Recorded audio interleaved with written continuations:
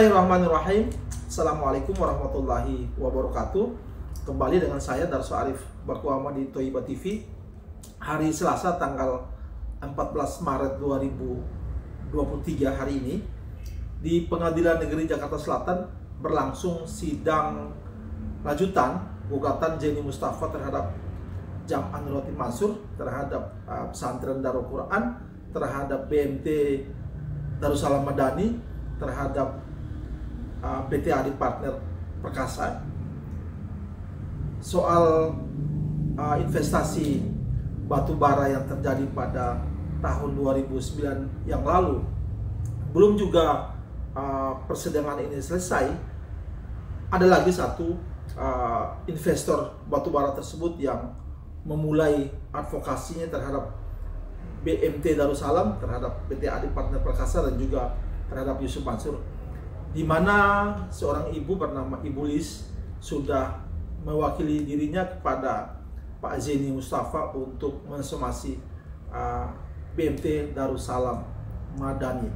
Saudara-saudara, saya menemui Ibu Lis, suaminya, dan Pak Zeni Mustafa itu pada hari Jumat yang lalu tanggal 10 Maret waktu sore. Nah, sebelumnya di jam 11 siang saya mendatangi kantor BMT Darussalam Madani mau menyaksikan dari dekat apakah kantor itu masih beroperasi atau tidak, dan kenyataannya kantor tersebut sudah tutup atau sedang tutup. Nah, saudara-saudara, saya secara pribadi melihat tidak operasinya BMT pada hari itu adalah imbas dari gugatan-gugatan yang selama ini dilayangkan baik oleh Pak Zeni maupun ada beberapa pihak lainnya. Saudara-saudara, seperti apa Ibu Lis mau mensomasi BMT? Nanti video saya berikut ini akan memberikan penjelasan kepada kita semua. Juga bagaimana keadaan BMT itu pada hari Jumat juga saya sertakan dalam video berikut ini. Saudara-saudara, mudah-mudahan video ini bermanfaat bagi kita semua. Silahkan di-share dan jangan lupa subscribe. Saya cukup sekian. Billahi taufiq wal hidayah. Wassalamualaikum warahmatullahi wabarakatuh. Hari Jumat tanggal 10 Maret 2023 jam 11 siang. Harusnya jam kantor sedang buka. Saya berada tepat di depan kantor BMT Darussalam Madani. Ini alamatnya. Tapi dalam keadaan tertutup. Sepertinya tutupnya sudah agak lama. Ini suara token listriknya bunyi. Dan depannya banyak rumput, sepertinya agak dibersihkan lama. Nanti kita tanya ke tetangga sebelah. Udah lama belum kantor ini ditutup. Terima kasih. Nggak ada yang atas sini? Nggak ada. Pernah juga ibu-ibu datang ke sini, tutup. Dia bilang dia mau ambil tabungan. Apa tabungannya? Nggak bisa, nggak ada. Ada ibu-ibu datang ke sini. Iya. Tutup juga. Itu bapak nasabahnya juga. Berisah. Nggak ada orang-orang yang atas sini? Nggak ada. Makanya dipasang di itu. Udah lama. Listrik itu tokennya bunyi itu nggak dibayar. Iya. Ini udah lama, udah dari tahun kemarin malah ya, Lis. Kadang itu dia buka sehari ya, buka sehari 2 hari. Ya? Tahun ini belum buka. Tahun ini nggak ada buka sama sekali. Tahun kemarin itu yang saya pas saya itu tuh ada ibu tuh dari tahun kemarin. Jadi dia itu lama dia tutup, nanti dia buka 1 hari 2 hari datang, cuma sebentar. Udah bang. Ibu makasih ya. Iya. Makasih banyak. Ada Ibu Lis, terus dengan suaminya Pak Arif, ada lawyer yang dapat kuasa dari Ibu Lis, Pak Zeni Mustafa lagi. Ibu Lis sekarang ini mensomasi Baitul Mal wa Tamwil atau BMT Darussalam. Jadi Koperasi Jasa Keuangan Syariah BMT Darussalam Madani. Terkait investasi Bulis untuk bisnis batubara ya Pak. Baik, betul. Anggota jamaah Masjid Darussalam yang tergabung dalam pengajian JBN ya Pak, Ya. Jabal Nur. Ibulis menyetorkan uang untuk investasi itu lewat BMT. BMT. Berapa uang Bu yang Bulis setorkan waktu itu? 250 juta Tahun tahun 2009. 2009 disetorkan ke BMT dengan niat berinvestasi lewat batubara lewat perusahaannya Yusuf Mansur itu Pak. Pak Jenny jelaskan somasi ini bagaimana Ya, Pak? jadi begini, sebelum saya masuk ke berkaitan dengan puasa, kemudian somasi, ini biar nggak salah persepsi, Ya. maka saya akan menyampaikan terlebih dahulu bahwa BMT Darussalam Madani yaitu Koperasi Jasa Keuangan BMT Darussalam Madani Ya. itu saat ini terpisah Pak Oh, dengan Masjid Darussalam Kota Wisata. ya. Kalau Masjid Darussalam Kota Wisata itu di bawah Yayasan Masjid Darussalam Kota Wisata. Ya. Kemudian BMT ini legalitasnya adalah koperasi Pak, Berdiri sendiri. berdiri sendiri. Walaupun cikal bakalnya itu sebenarnya ada yang mendirikan adalah para pengurus dari pengurus Yayasan Masjid Darussalam. Ya. Pak Jenny, bedanya somasi Ibulis sekarang ini dengan somasinya Pak Jenny dengan yang lain itu bedanya di mana Pak? Sebentar saya menjelaskan ini. Ya. Kemudian berkaitan, jadi Yayasan Masjid Darussalam itu berdiri sendiri, legalitas payung hukumnya adalah yayasan. Ya. Kemudian BMT Darussalam ini yang awalnya berkantor di masjid, Ya. kemudian memisahkan diri, Ya. kemudian memisahkan diri dan bukan menjadi lembaga keuangan masjid. Ya. Ya. Ya mungkin karena ada keuntungannya ingin memisahkan sendiri, kan kita tidak tahu begitu ya. Ya. Jadi terpisah. Yayasan Masjid Darussalam itu berdiri sendiri, kemudian BMT berdiri sendiri. Ya. Walaupun dulu pada saat lahiran itu di Masjid Darussalam, Pak. Ya. Ya.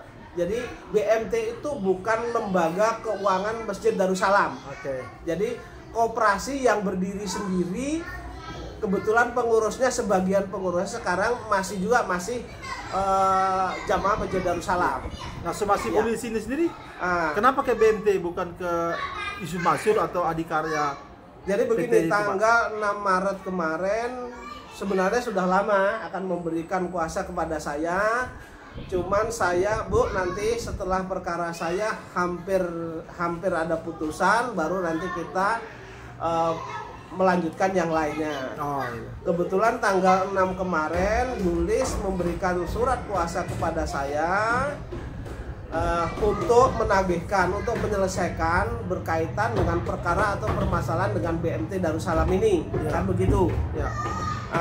Kemudian dokumen saya minta, Bulis ini perbuatan hukumnya adalah dengan BMT Darussalam. Maksudnya gimana tuh Pak?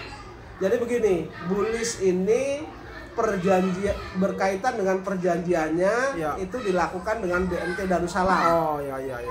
Tetapi di dalam perjanjian itu BMT mengatakan bahwa dia bekerja sama dengan PT Adi Partner Perkasa berkaitan dengan bisnis batubara. Ya. Tetapi Bulis sendiri itu menyetornya kepada BMT Darussalam. Ya.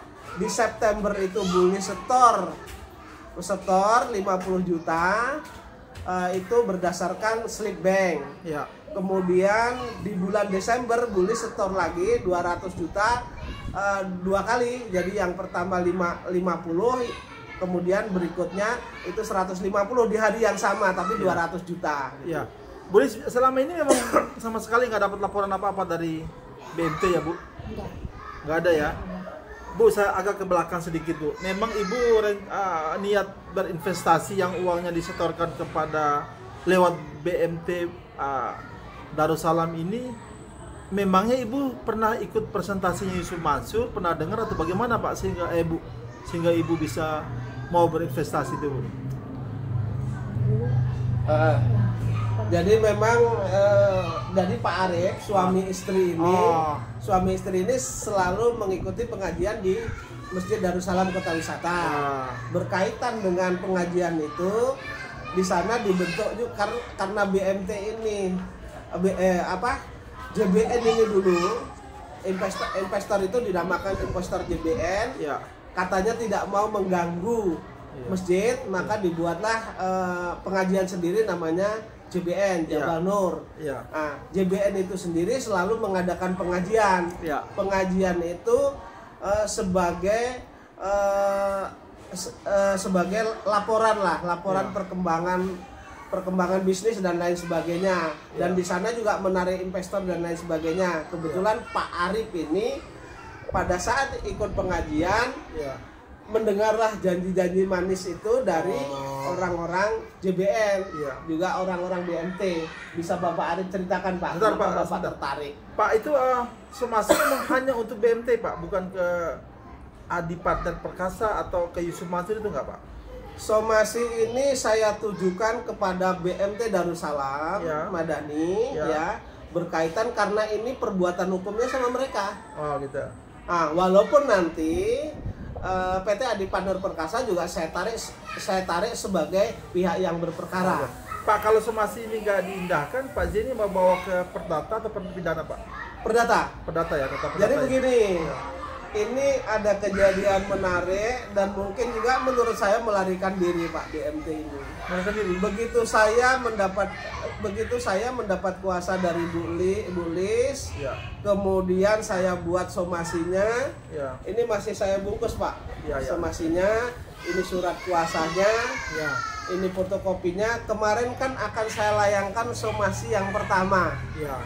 Ternyata saya ke kantor BMT itu tutup, Pak. Jadi jam 10 tutup, kemudian setelah jam 10 saya tinggal dulu. Kira-kira jam 1 lagi saya ke sana, masih tetap tutup. Kemudian saya cross check sama tetangga kiri kanan. Ternyata BMT itu untuk tahun akhir 2022 itu katanya sudah jarang ke kantor. Kemudian 2023 ini tidak pernah ngantor, bahkan sebelah mengatakan bahwa Pak, kemungkinan besar sudah dikosongkan. Nah, kita pindahnya tidak tahu kemana begitu. Kira-kira Ibu Lis, Pak Zeni, harapan dari somasi ini apa, Pak? Harapan dari somasi ini walaupun tidak ada, nanti tetap akan saya kirim lewat jasa kurir, Kemudian kalau katakanlah nanti ini misalnya jasa kurir mengatakan bahwa memang sudah tidak berada di sana, setelah saya somasi 2 kali dari jasa kurir nanti mengatakan seperti itu semua, nanti akan saya ajukan gugatan ke Pengadilan Negeri Bogor sesuai dengan pilihan hukum yang ditandatangani oleh BMT Darussalam dan Bu Lis. Harapannya dari somasi ini, harapannya adalah uangnya Bu Lis ini, uang pokok 250 juta itu dikembalikan. Kemudian sesuai dengan perjanjian, Bu Lis ini akan mendapat keuntungan setiap bulannya 10%. 10% dikali 10%, kalau 10% dari 250 itu kan 25 juta. Ya kan? 25 juta. Kemudian dikalikan 12 tahun lebih, kurang lebih 12 tahun 3 bulan. Kurang lebih hampir 4 miliaran lah, Pak. BMT itu harus bayar. Ketika mereka tidak bayar, ya kita nanti saya akan mengajukan gugatan, kemudian melakukan konferensi pers dan rilisnya akan saya sebar kemana-mana. Didoakan Bu Lis ya biar sukses ya, Bu. Amin ya. Terima kasih banyak ya Bu Lis, Pak Arif, Pak Zeni. Sama-sama.